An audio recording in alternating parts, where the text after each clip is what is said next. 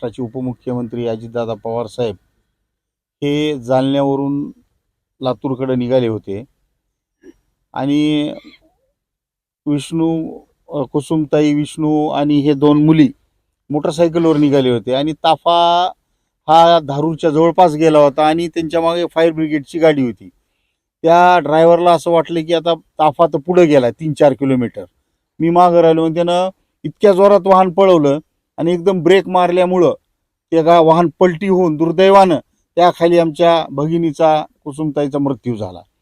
पण कुठली गोष्ट मृत्यू झाला ही अत्यंत दुर्दैवी घटना आहे, कारण हे दोन लेकरं उघड्यावर पडले.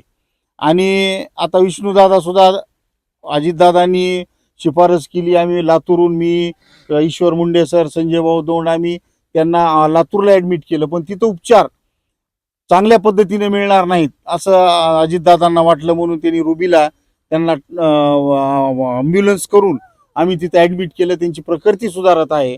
लवकरच त्यांच्या प्रकृतीत सुधारणा व्हावी आम्ही पांडुरंगाच्या चरणी प्रार्थनाही केलेली आहे आणि डॉक्टरही खूप प्रयत्न करीत आहेत.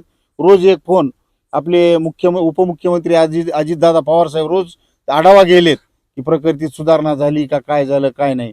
आणि